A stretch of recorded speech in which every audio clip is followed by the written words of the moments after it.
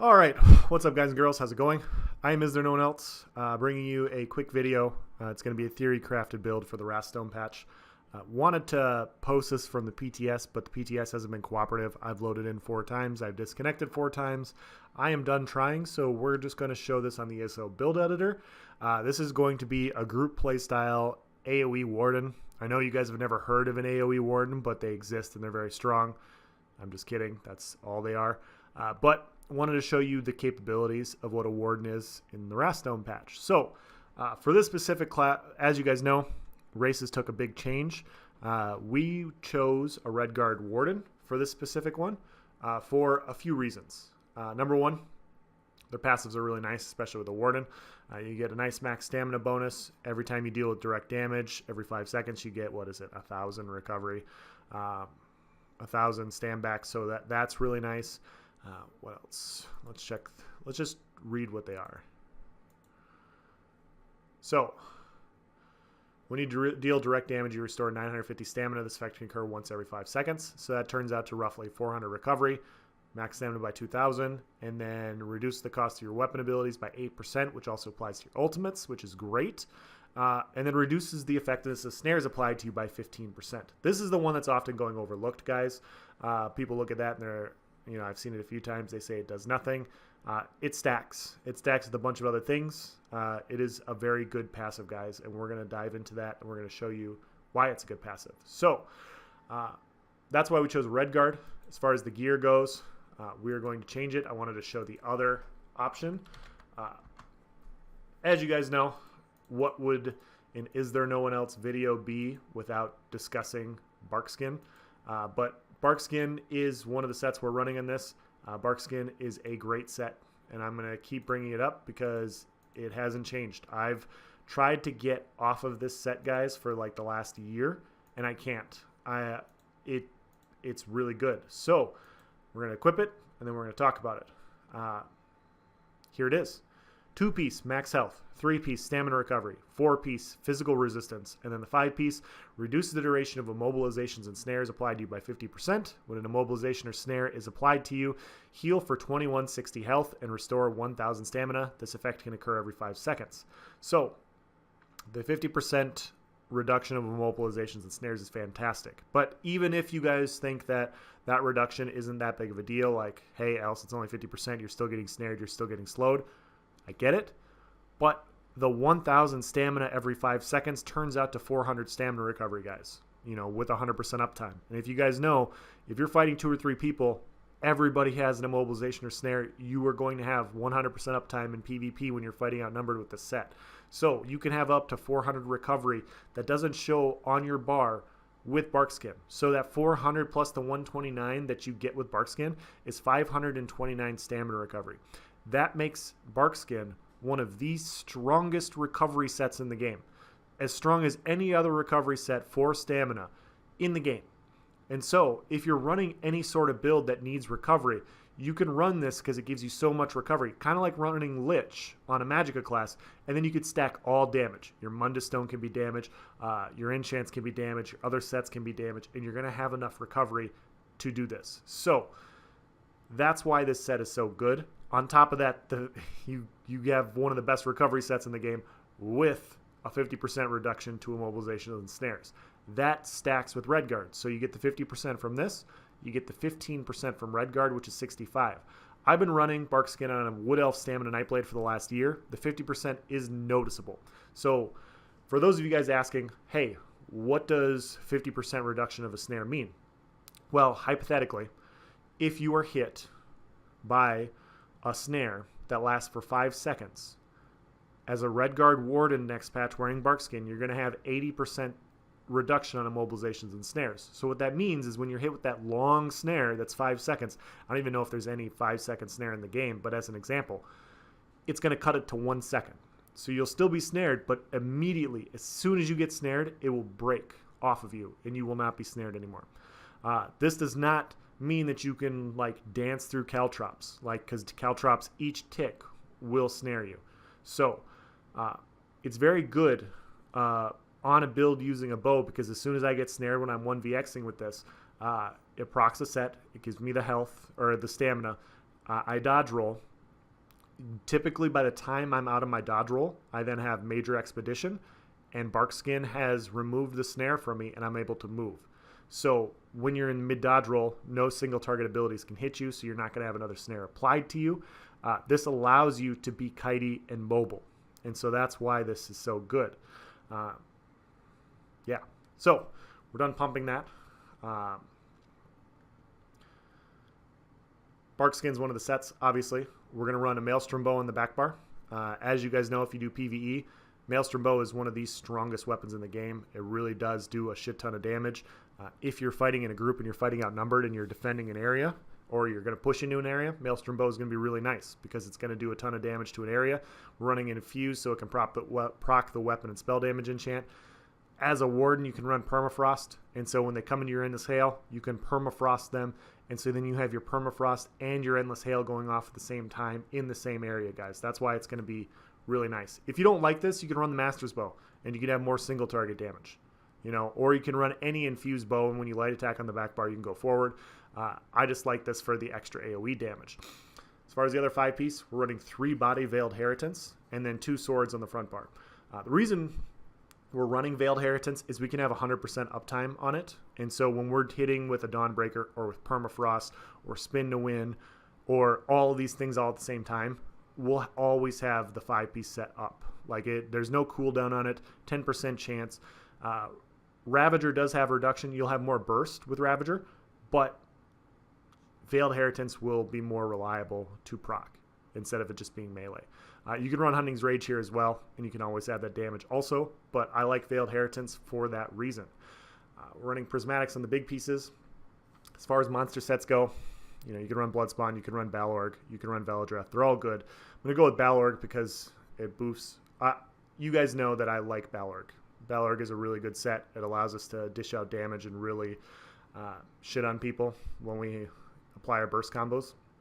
So Balorg is right here. 124 weapon damage. When you use an ultimate ability, you gain weapon and spell damage for 10 seconds, equal to twice the amount of the total ultimate consumed. Wardens have a shit ton of ulti gen. You can generate ultimates really quickly, and so if you use 200 ultimate, let's say you generate 200 ultimate and you use it, that turns into 400 weapon and spell damage for 10 seconds. If you get the full 500, it turns into 1,000 weapon and spell damage. This is a very powerful, very bursty set. So when you hit with your sub and your Dawnbreaker, you're going to melt people. And for 10 seconds, you have that extra weapon damage. Your Spin to Win will be able to finish people more quickly. So that's the gear. As far as the food goes, we're running Lavafoot, Soup, and Saltrice. Our stats over here. As far as the Mundus goes, we are not running a Mundus. What are we doing with ourselves? There we go. All right. As far as our sets go, we're going to take off Balorg so we don't see the proc. We're just procking Veiled Heritance. We have Major Brutality. We have the Minor Berserk. Here are our stats. We have 23 health. If you want more, you run more Prismatics. You'll lose a little bit of stamina. Not a big deal. 1474 stamina recovery. That looks low, but we're going to run the Bull Netch. As you guys know, that are Stamina Wardens. That's 400 to 500 recovery. That's going to put us to 2,000. Barkskin with another 400. That's going to put us to 2,400. We have a ton of recovery that's not showing up on this specific build, guys. We have 2,400 stamina recovery with Barkskin and with the Netch. Weapon damage, 4384. That's pretty good. 36k stam. Good resistances. Yeah. What was I going to say? Let's dive into the skills. Our front bar. Soothing Spores, Deadly Cloak, Steel Tornado, Subterranean Assault, Bird of Prey, Dawnbreaker of Smiting. Our back bar. Bull Netch. This is going to give us our Major Brutality. Increase our weapon damage. It also gives us a big amount of stamina return. That's why our stamina recovery is higher than what it says it is. Ice Fortress. This gives us a minor protection buff, and it gives us Major Resolve and Major Ward. Shimmering Shield. This gives us our ulti gen, makes us tanky against range builds. Endless Hail. This is for the Maelstrom Bow. If you don't like this, like I said, put Poison Injection here, run the Master's Bow. That's fine. Resolving Vigor and Permafrost. Permafrost is not an all OP skill guy. Guys, it just does AoE damage, gives you major protection. snares everybody in place, slows them down, allows your group to finish up people. Like, there's nothing strong about this, but we're just going to run it for fun anyways. So, you know, keep the build variety up. So, as you guys can see, we have pretty good damage. If you look at our tooltips, before Balorg procs, we have 18,700 Subterranean Assault. We have a 20,000 Dawnbreaker of Smiting. That's with the enchant, that's with Major Brutality, that's with Minor Berserk. So, 18,700 sub, 20,000 Dawnbreaker, 7,000 Steel Tornado. Yeah, we're going to kill people. We're going to kill people really easily. If we proc Balorg, our maximum amount that we can do, we will have a 21,600 Subterranean Assault. We will have a 23,000 Dawnbreaker of Smiting. This is really hard hitting, guys. 23,000 initial dot on Dawnbreaker with a 25,000 dot. This is nasty. Our permafrost is 7,000. Our vigor ticks are 19. We have 19,000 ticks for vigor, or 19,000 tooltip for vigor, with 11,000 soothing spores. That's fully buffed, guys. So we're not always going to get 500, but I would say roughly we'll be around 150 when we proc it. You know, what is the tooltip? What is permafrost is 200. So let's say we're going to use permafrost, right? And we're going to get 200. So realistically, when we go into our permafrost, guys, there we go. We're going to see 20,000 subs, 19,873, and 21,000 Dawnbreakers smiting. Really good damage, guys. We're going to kill people. We're going to kill people really easily. So, damage, this build has it. Recovery, this build has it with 2,400. This isn't even counting a potion, counting tripods. Resistances, we're in heavy. Obviously, we have it. We have really good healing. 17,500 vigor with a 10k tooltip for soothing spores. We have that. We have really good kite ability with the Maelstrom bow.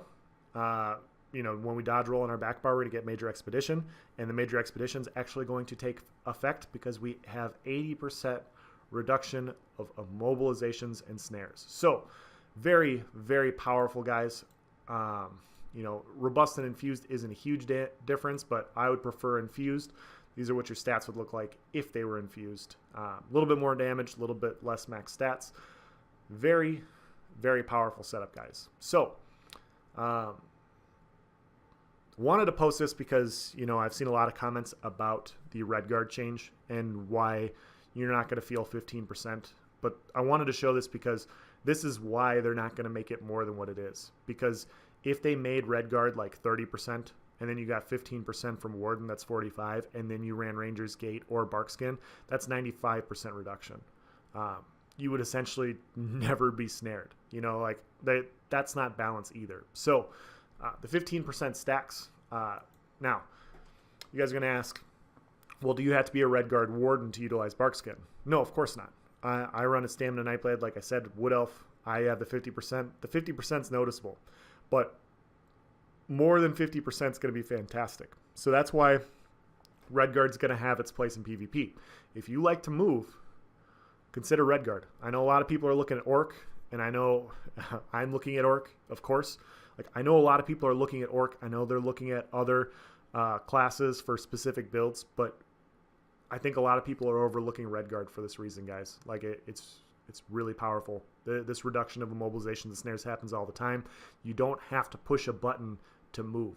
You're just going to dodge roll. You're going to be able to move, and then that allows you to not spam forward momentum or shuffle. It just means all you have to do is heal. You dodge roll and you heal. You know, you move around a tree and you heal. Like that, it's nice. So that's the end of the build, guys. I will make this next patch when it comes into effect. Maybe on the PTS when the PTS works for me. But just wanted to show you guys, wanted to get you guys thinking about your own builds. Red Guard is a really cool option. And this isn't even taking into account like what we get with the Red Guard or Adrenaline Rush passive. You know, I said 2,400, but we're not taking into account the 400 the Red Guard gives you. So that's like 2,800 on direct damage. So, done rambling. Want to know your guys' thoughts. Thank you for watching, guys. Have a nice day.